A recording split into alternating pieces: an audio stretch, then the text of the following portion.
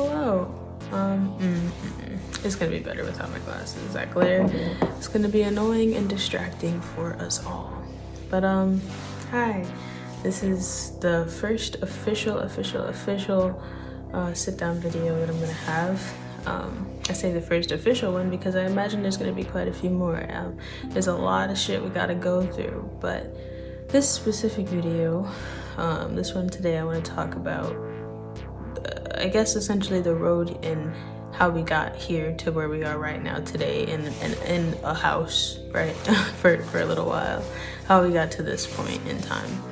So I feel like a lot of people may be a little bit fuzzy on how we even became homeless, and I did explain it in a lot of different ways, but when you're in the thick of it, and you're in the thick of it, first of all, but then it's like, I guess your emotions kind of take over and you're explaining it, but then your emotions are kind of fucking it up for you unintentionally. You don't even realize until you realize. So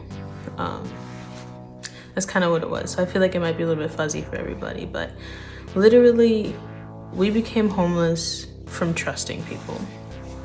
So I definitely, and I know he does as well, but then at the same time we kind of don't, because let me explain. It's like, I didn't even say the word, but it's like we take accountability for our part in it. Like, we were in a desperate time, and that person took advantage of us in what we were going through at that time. So it was almost like, we were gonna go and do that regardless, but the influence of that person made it so much more prevalent. Like, we have to do this now. And little did we know then that we did, because we wouldn't have been able to make the breakthroughs that we have with this time that we've been literally on the streets.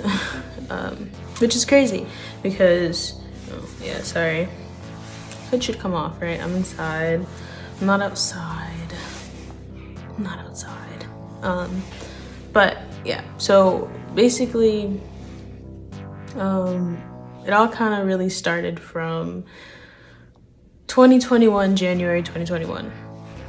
Maybe like the end of no, it was really like the beginning, or no, it began like around, like our journey together began in August. So August of 2021, things were pretty bad then, but escalation. We get to the point where we are homeless, but we have money coming in that we're able to get Airbnbs every week. So there's a place that we've been at for a month and some change. We're working, going to work, getting unemployment because we're not making up at work, and then also just fuck shit at work. So that all kind of ended. We were working at Chipotle, and our manager, who was leaving, she was quitting. Like, she was going to a different location. I didn't even know she was going to a different location. I just knew she was moving, and she was very excited about that. Good for you, right? She hires her mother, which I didn't think was possible, but I guess because she was leaving, it was okay or whatever. But she wasn't like a manager or anything. It was just like, she was a regular team member. But anyways, she ended up giving our hours to this lady, and we're like, no. They knew that we were homeless and what our situation was, and that we needed to make as much money as possible. We were already walking the highway to come to work every day. They knew all of this, and they still, did what they did. So it was almost like perfect cosmic timing. This person comes in and says the right things at the right time, and we get a text. And that was when we really made that decision. I'll show you here. I should have a screenshot of it. But we got a text, and she said, basically just saying, I don't have enough hours or whatever for, put you on the schedule, or to whatever. They were just taking our hours away, dwindling them away. Meanwhile, people that just started were getting more. It just didn't make any sense. We put in more work than anybody, truly. But that's neither here nor there. This person said the right things at the right time and kind of got us thinking. And after seeing that message, after having that, it was kind of like a confirmation to us from God, just saying, go ahead and do this, you know, go to the city, get dirty, essentially. Even though we didn't know that it was gonna be dirty, we didn't know. We genuinely didn't. We thought we were just gonna go to New York City and start, you know, putting our work out there. Everyone was gonna start loving it, and you know, we were gonna have a third person, so it wasn't gonna be so difficult. We were gonna be able to all, you know, chip in and have a place together, a comfortable place, not be somewhere shitty. We'd all be able to put in our share. That's what we thought was gonna happen, and it didn't. Like, we literally got to the city. I texted her and told her that we arrived, and she said nothing. Messages were going green, and I'm just like, oh, dead ass. She blocked me, right? And then I go on Instagram because she has like a fucking a spam page, and you know, I go on there and she's still posting on there. So I'm like, I'm blocked on here, but you're posting on here. What? And I messaged her on there. I'm like, yo, what's up? No response. And then probably like 4 days go by and she texts me and she's like, oh my gosh, are you okay? What? Like, what do you mean, am I okay? You said, like, and we only had this Airbnb, mind you, for a couple of days, okay? We planned this, we planned everything so incredibly meticulously. We're like, okay, so we're gonna get the Airbnb with this, how much we brought our last check from Chipotle together. We brought that, and that's what we got that Airbnb with. We were just gonna be there for those couple days, and then after that, we we're gonna move into the bigger one with her, and then we were gonna, you know, transfer it up, split shit up that way once we get to that stage. But our stay at that one that we came through, and she was supposed to come on the day that we were leaving, or really she was already supposed to be there, I believe. I can't really remember, it's kind of fuzzy now, but once I go and put the stuff in, I'll see it. But basically, we're supposed to meet up and she was not there. So several days later, 4 days later, that's several days in time of we have to get the fuck out of here. So if we don't have money, we're gonna be fucked up. But you know, my cousin actually came through at that time, which is I am grateful for the fact that he came through, but everything after that was just fucked up. Really. Like, we were able to stay at the Airbnb for another week, and that was great and dandy, sure, but that was just another week of being housed, knowing that we were going to be homeless regardless. And knowing that we were going to be homeless is because going back to Syracuse, we were staying in an Airbnb. So there was, you know what I'm saying? We were homeless then, we were homeless that time, homeless now, right now, still homeless now. So it's like, it's just different levels of it, and it's fucked up. It's really fucked up. I can't stress how fucked up it is. It's so fucked up. But anyways, Airbnb time ends and we end up truly on the street. At first we were sleeping under some stairs in like a gutter type area in Harlem, which, what? Huge rats. I mean, granted, that's like the least of our worries, I guess, sleeping outside in Harlem at night, whatever. But it was just really traumatizing. I'd never been through anything like that in my life, and I didn't understand why it was happening, what the fuck was happening. I'm like, yo, what the fuck? And you know, we were already asking for donations prior, and we weren't really receiving them, and especially during that time, we really weren't receiving them. So it was just really fucking tough. But yeah, so Chipotle led us to the city, got to the city, ended up homeless, just a little catch up. And then we end up at IHOP through my cousin, because he worked at IHOP. That was a bust. I never got paid from them. I only worked there for a day, and they were very crazy people. Like, these people, I have no words for them. They were just some real operating weird ass people. Not to mention that IHOP was filthy. Like, I can make a whole video on that as well. I wish I had video evidence of how disgusting that IHOP was.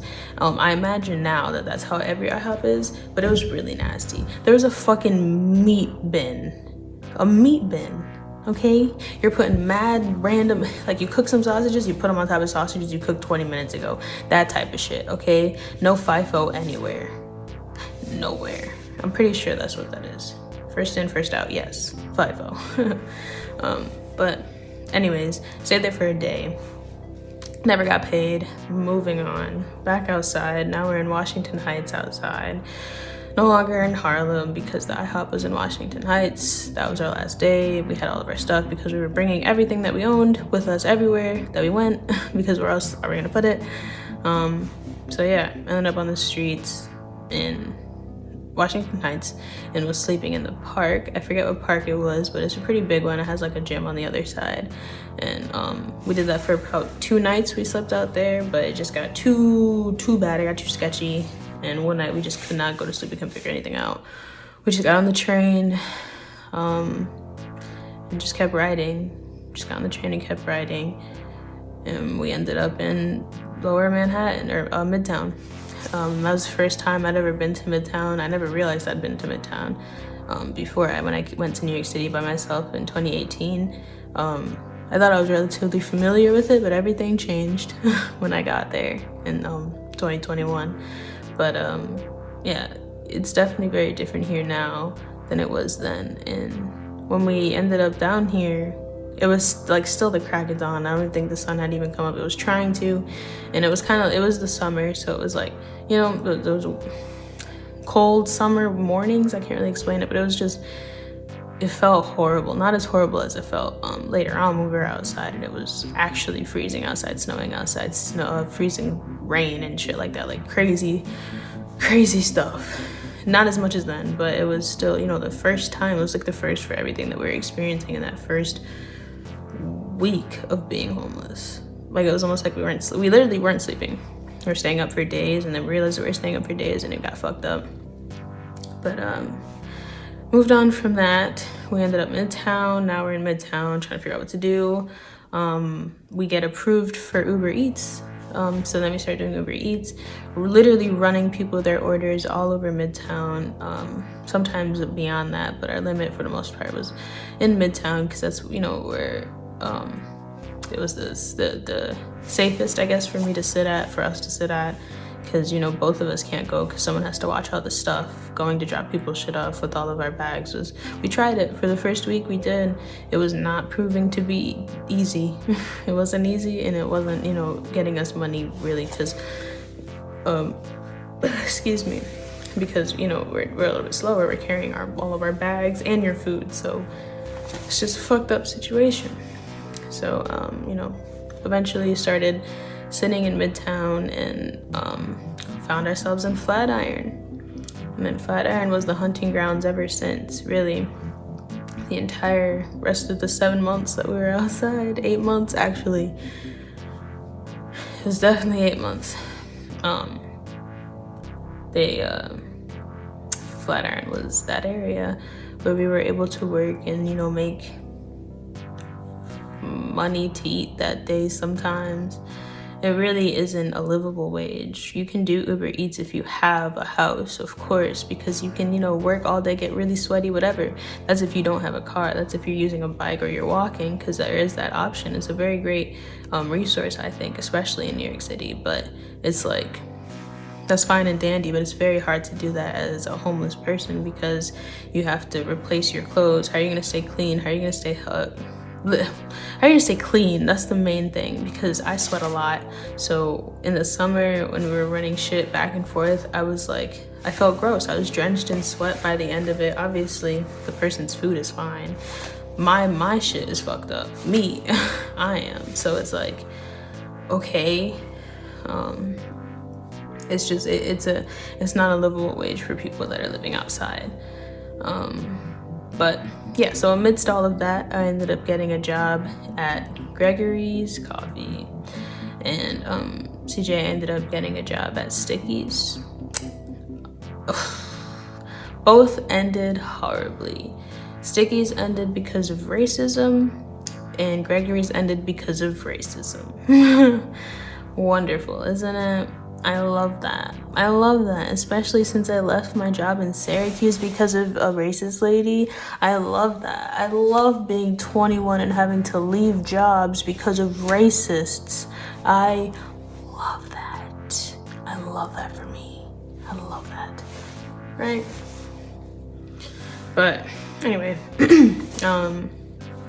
Sticky's, that's, you know, his thing to explain, but Gregory's is a whole chapter, and I have a lot of footage, a lot of inserts, and it's such a heavy topic for me, because it's like we're homeless and we slept literally at a outside food stall 2 paces down from Gregory's. So whenever my coworkers would be coming in early from work, or I wouldn't be working that day, they would see me sleeping out there. They would see me laying out there, and it would be the topic of discussion. It would be hilarious. It's everything to these people. And it's like, I'm working harder than anybody in this bitch, and I'm outside.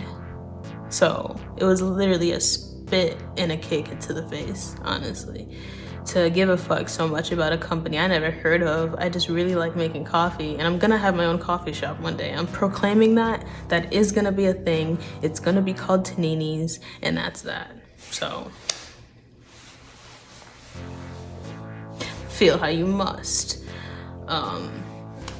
I feel like I should give Gregory's its own true dedicated video, because there's so many details, and this video is already 16 minutes.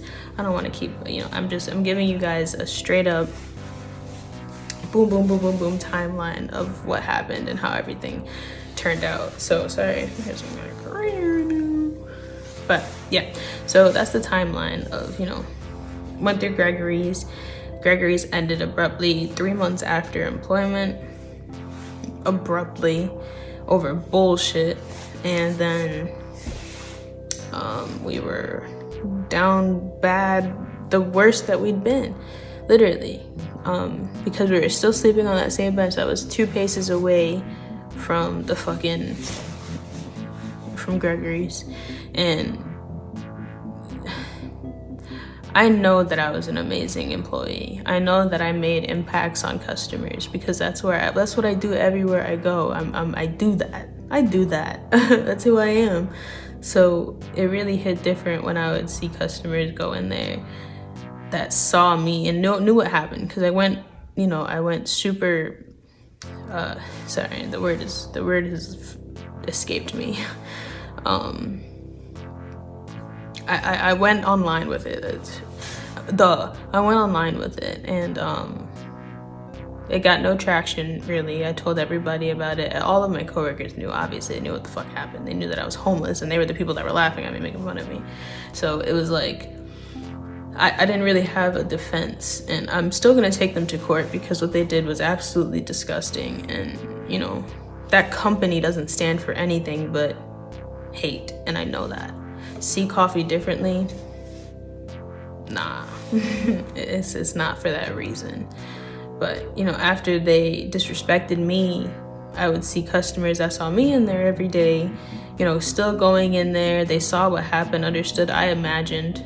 You see me sleeping out here, to put 2 and 2 together. I know everyone's not fucking, like, come on, you're not touched up here. Like, it was disgusting. It was really disgusting to see that, to see people go in there. Oh, let's go to Gregory's. Not even talking about Gregory's. Gregory's is closed. It's 9 p.m. Gregory's closes at 5. What are you talking about? Let's go to Gregory's. It's because you see me out here. You knew that I worked there. It's all types of shit that just comes full circle, and it's really disgusting. Flatiron is really one of those places that I despise. Can make a lot of money collectively on Uber Eats with it, but again, it's really only convenient when you have a house to come back to, shower, reset, go back out, shower, reset, go back out. You should be able to shower, reset, go back out. That should be a human basic necessity, given right type shit. Like, you shouldn't have to beg for it. You shouldn't have to literally beg for it. It's just crazy. But yeah, so just a lot of poking and prodding at us from that situation, laying there across from Gregory's. When it got too cold to be at that place, it was like, okay, well, where do we go? There was only a few places in in that area. There's either you go in the bank and get rudely awoken by the fucking guards when they feel like coming. Meanwhile, they let actual crackheads be in there. And I am calling them crackheads because they are people that do crack. It's not a slur. I'm not saying that because I am homeless. I'm not calling them crackheads because they're not crackheads. I'm calling them crackheads because they're crackheads. So, but anyways, things like that, you know, calling the police on us. I remember that. I have a video of that as well. If I choose to insert that, if I find it, I don't know. But that was crazy as well. Pulled up three cars deep.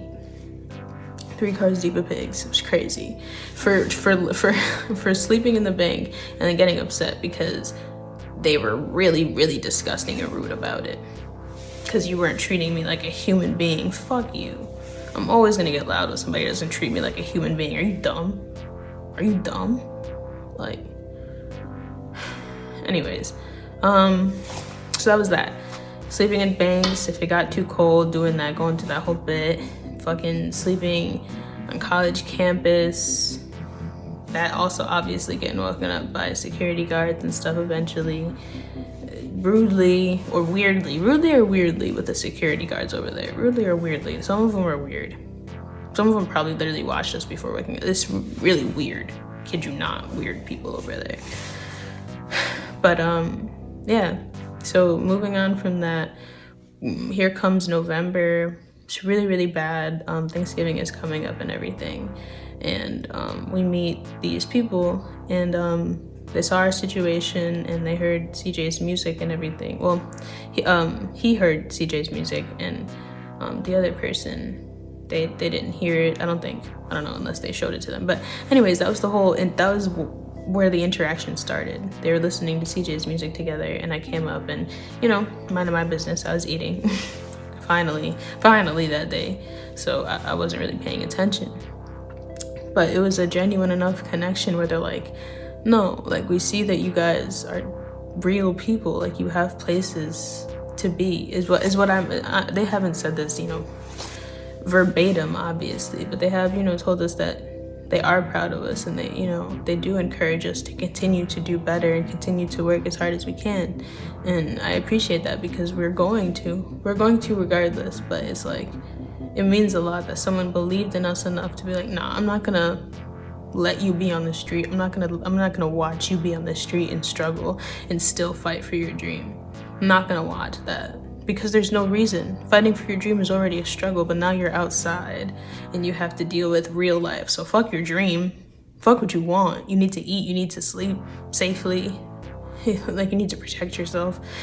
It's different. It's very, very different. So it means a lot that these people came into our lives and, you know, have helped us in this way. So right now, you know, we're okay. We're able to stay housed. Our only issue, you know, is having a steady income and making sure that we can, you know, pay for our groceries. We don't want to ask. We're not manipulators and users. We're not going to sit here and milk these people dry. They're already helping us stay safe and warm, you know, housed, and that means more than everything, because that gives us every opportunity to do what we need to do to make money and be able to give everything back to them and more, and give everything back to everybody that's helped us on this journey, because there are a handful of people that, you know, make sure to check in on us and monetarily support us when they can, when they're able to, and if they can't, they help in other ways, and all of that does mean a lot. And it's crazy that I never saw myself in this position before. I never saw myself in this position in my life, but I feel like it needed to happen to make me see that, like, I don't know what it's supposed to make me see yet, because we're still in it, you know. I don't want to sound like I'm making an excuse or anything, but I really don't know yet what it's supposed to make me see and understand, because I've always been a humble person. It didn't humble me. It made me more humble, sure, but it didn't necessarily humble me, you know what I'm saying? Like, I don't know. It definitely taught me to be a lot more grateful for people, genuinely, you know. I've always been grateful, but I feel like when it came to people, I felt like I was disposable. So I never really connected that much. You know, I tried to keep a safe enough distance where it's like, oh, they think I'm but you know, it definitely taught me to trust in myself and what I feel in here. It's like, if I'm not following this, then I'm not following the right thing. And I feel like that's genuinely gotten me into fucked up situations, not following my heart and following my body, my spirit. And this led us here, us following our mind, body, and spirit. It led us here to, you know, people helping us stay maintained in New York City. And I really appreciate that. I appreciate that so much. We appreciate that. But I've been yammering for a while, but I went through the entire timeline. I got you all caught up to where we are today. The little details and, you know, separate situations and scenarios that I touched on that I said I would give a separate video to, I definitely will. I just really wanted to get this timeline out of the way because it's confusing to me. I feel like right now, as I, you know, was going through this video, I was chronologically putting it together. I missed out some things on purpose and on accident, but by the time I got to the next point, excuse me, it didn't really matter anymore. But my head kind of hurts. It's kind of tough to talk about. You know, being homeless is really no joke, and I don't wish it on anybody after going through it. And even before, I never wish it on anyone. on anyone. It's not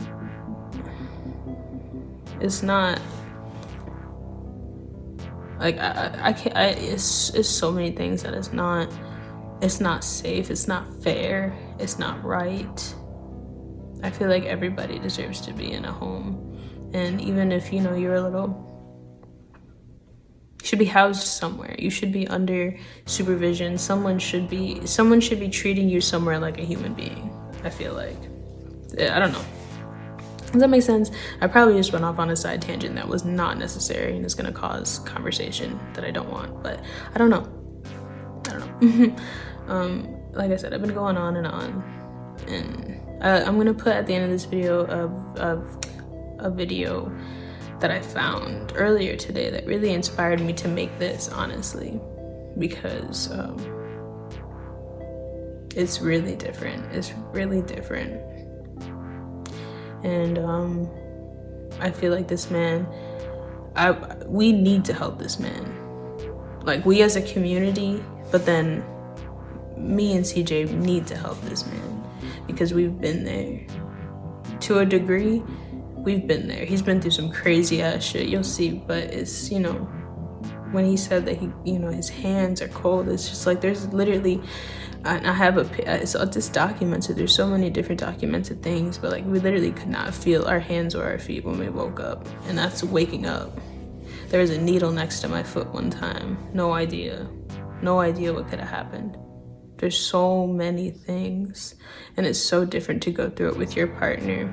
But, you know, it's not safe for everybody to have someone by their side to go through something like this with. We're built different. We're different. And I don't know, but I keep going. I will see you guys next time in the next video. I'm not really sure which one it's gonna be. It's more than likely gonna be the Gregory's one, because that's, you know, chronologically what makes sense. I don't really have too much from Chipotle, and there's really not much to say. It was just bullshit. But yeah, I hope you guys are having a great day today.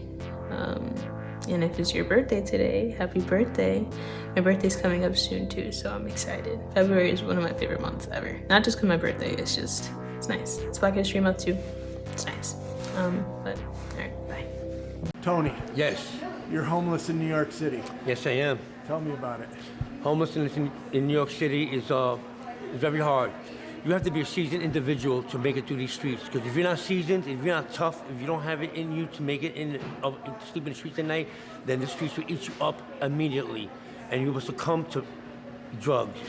You'll be a drug addict. You'll be nothing but a drug addict, a prostitute. You'll be messed up in these streets. They will eat you alive. So you have to be strong. You've been outside for a while, and it's cold right now. Yes, it is. Very cold. Very, very cold, and I'm grateful for you for bringing socks, because I didn't have no socks on my feet, and I showed you that. And, you know, and it's cold. My hands are cold. My ears are cold. I'm wearing a woman's hat. That's how cold it is. I don't have the right clothes that I want to wear. How you survive the cold? I survive the cold by staying on the ground, by staying away from the streets, by staying above ground, but by not coming above ground at times when it's cold like this. You stay That's- in the trains, right? Yes, and I'll ride the rails if I have to, just to stay warm. And even that is cold. It's even colder down there than it is up here, to tell you the truth.